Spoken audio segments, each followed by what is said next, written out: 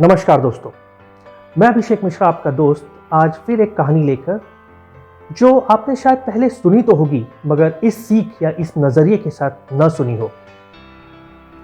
दोस्तों, गौतम बुद्ध के काल की बात है। एक स्त्री जिसका बच्चा मर गया बीमारी के कारण।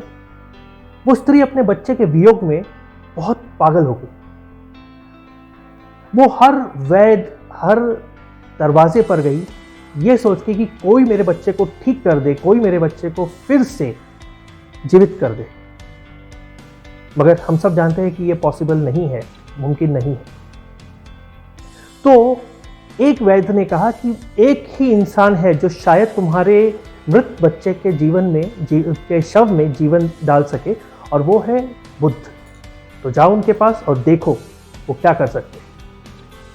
औरत रोते बिलखते जाके बुद्ध के चरणों में लौट गई कि प्रभु, आपको तो मेरे बच्चे को जीवित करना ही होगा। गौतम बुद्ध ने भी बड़ी शांति के साथ उसे उत्तर दिया कि हाँ, मैं कर सकता हूं। तुम एक काम करो, मुझे इस बच्चे का इलाज करने के लिए, इसे जीवित करने के लिए कुछ सामग्री चाहिए जो तुम एक ऐसे घर से लेकर आओ जहां पर कभी कोई मृत्यु नहीं हुई। औरत उस वक्त पगलाई हुई थी, पौरा गई थी। तो उसने भी ये बीड़ा उठाया कि नहीं, मैं ऐसे घर से ये सामग्री ला के रहूंगी। तो वो निकल पड़ी, हर घर के दरवाजे पर गई, सामग्री की लिस्ट थी। सामग्री बड़ी सिंपल सी थी। तो हर घर बोलता हाँ बहन, है हमारे पास, हम दे देंगे।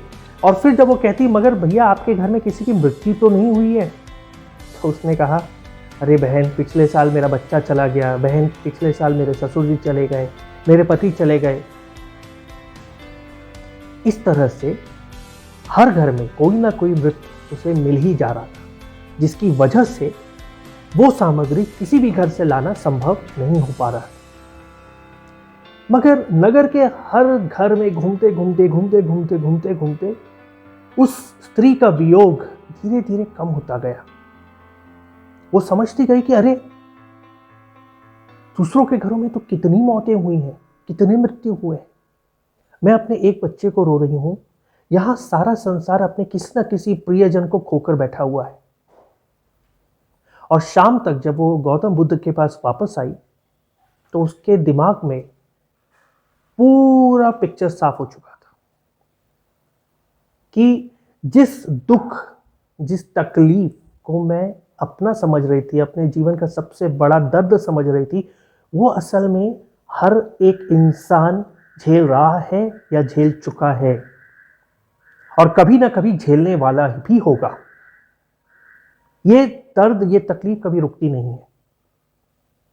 दोस्तों, ये सीख तो आपको हर एक ने दी होगी इस कहानी से, मगर आज जो मैं आपको बताने जा रहा हूं शायद वो आपने कभी सोचा नहीं होगा।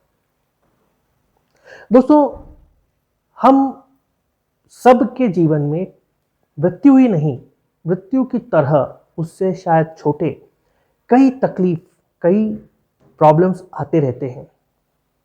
और हम हर तकलीफ, हर प्रॉब्लम के बाद इतने विफल हो जाते हैं, हम इतने व्याकुल हो जाते हैं कि कभी सीधी चीजें जो हमारे सामने हैं वो हमें समझ में नहीं आती।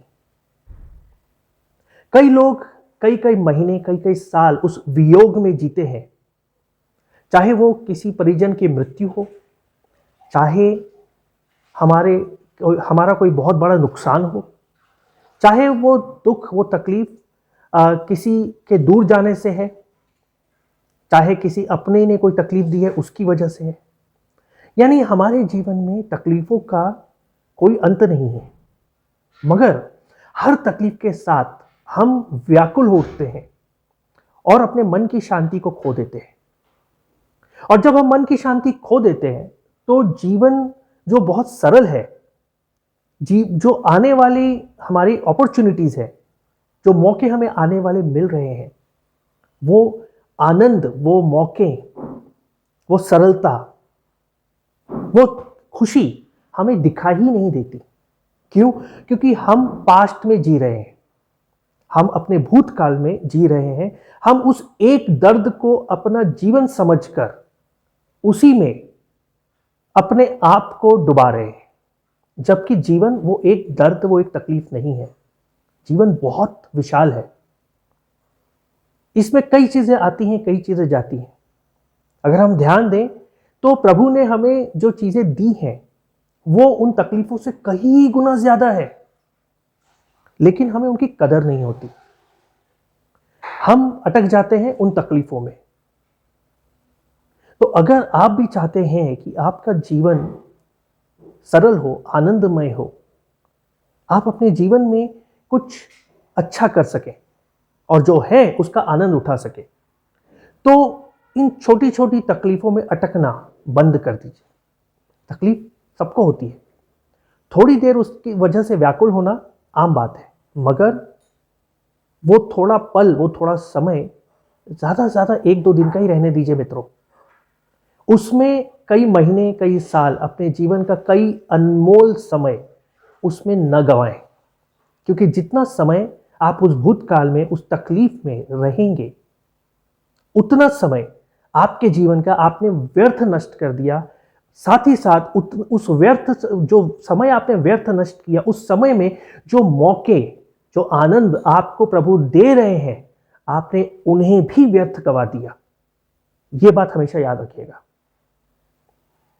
उम्मीद करता हूं कि आपको ये कहानी पसंद आई होगी और जो मैंने कहा आप उससे सहमत होंगे।